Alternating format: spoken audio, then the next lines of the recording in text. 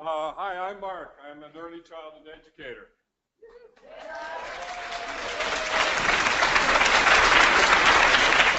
I'm a proud early childhood educator. Whoops, I'm going backwards here. I'm a proud early childhood educator because 30 years ago when I got into this field, we learned about the whole child.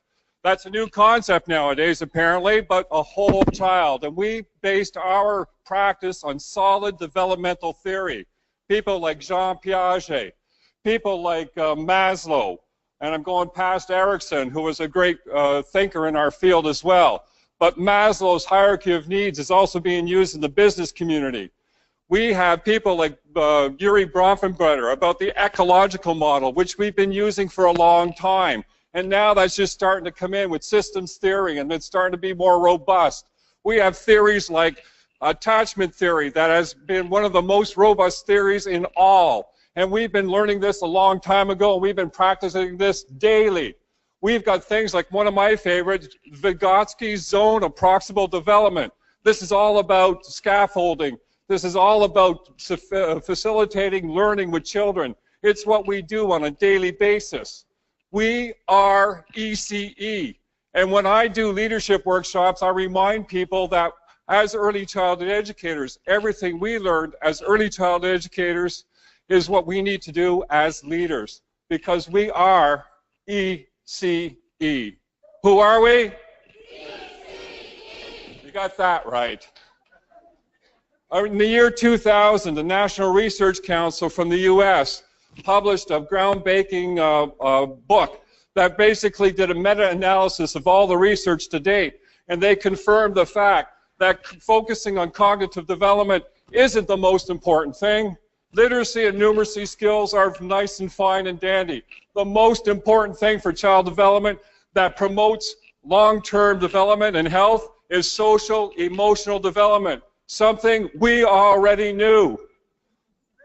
And thank you to the Alliance of Childhood, because they're the people that got the education system to finally realize that play promoted development, something we already knew, because we are, that's right. And we also know that, hold it, so I want to go back, because we also know that it's not just play, it's facilitating play. It's teacher engagement with play, and we knew that a long time ago. By the time they're catching up to us, we're already miles and miles ahead of them. We've got the most promising practices, and we continue to develop the most promising of practices. Have you ever heard that saying, everything I need to know I learned in kindergarten? Very poignant book. And when I read it, I thought, oh, that poor schmuck. Because if he would have had a quality early child education experience, he would have had all those lessons before he got to kindergarten. Because we are, that's right. We know that what we do matters. We have the most influence in the most sensitive period of development. There are multiple things that peak in early childhood, and we knew this a long time ago. We knew that the greatest development in a brain is before the age of 5, because we are, stick with me folks, we're also collaborators. We're always working collaborative. It's who we are. It's what we do. We preach this with children. We do this in our own practices. Because we are ECE. That's right. And one of the things, one of my people that I'm most inspired by now is Marc and Char, because she's showing us that we can do development, we can assess development by documenting children's play and demonstrating how they develop over time, how they develop an interest in something, how they get involved with it, how they persist with difficulties and uncertainty, how they express their thoughts and feelings, and how they become responsible, collaborating with each other. And we knew that a long time ago because we are.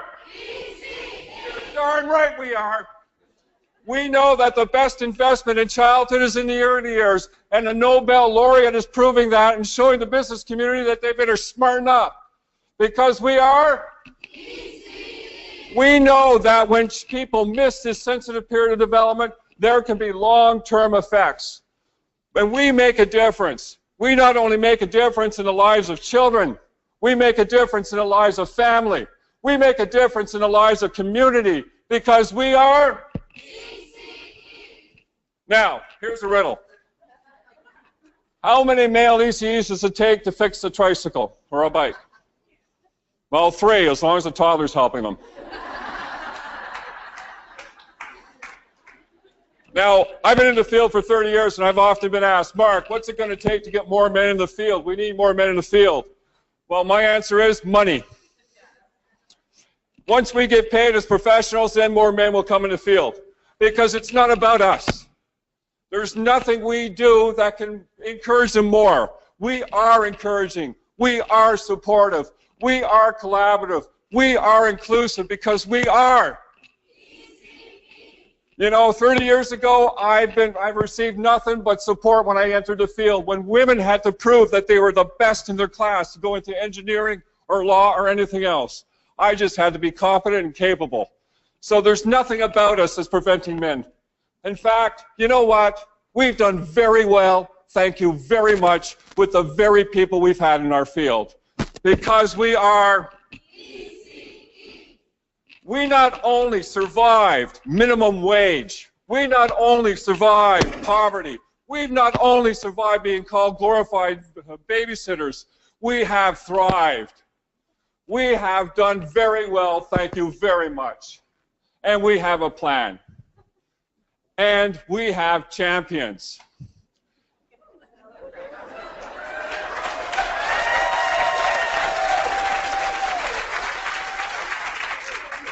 We are ECE! ECE!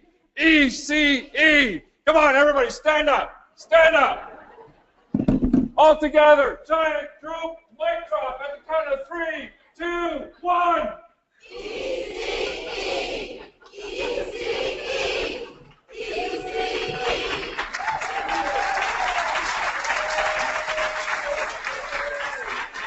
We have a lot to be proud of. And one of the things I'm proud of is being associated with a remarkable person. About several years ago when I became a board member on the ECEBC, I was very privileged to be in a group of very dynamic people. I got to know Charlene Gray there. And when I moved to Courtenay to work with Beaufort Children's Center, Charlene Gray took me under her wing. And she said, Mark, these are the groups you need to be associated with. These are the people you need to know. And this, she told me about a group of administrators, and we work collaboratively and cooperatively together. Imagine that. And I found out how dynamic this woman was in our community. She is one of our strongest advocates. She is my hero. She is our president, Charlene Gray.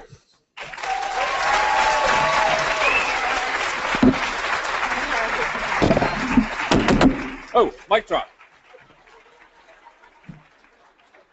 That's awesome. Thanks, Mark. Oh, good Lord. How am I supposed to follow that?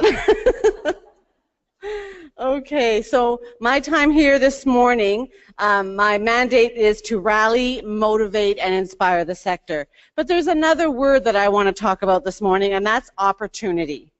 I'm here to say that we as early child educators, and especially those of us on the $10 a day advisory committee, we have an opportunity. And we're prepared for this opportunity. We're prepared. We have prepared by doing academic research. We are prepared by doing financial analysis. And we prepared by doing consultation with early childhood educators and with families. We are prepared to speak eloquently about the value of work we do. And we are prepared to have to justify why our sector needs and deserves a publicly funded system.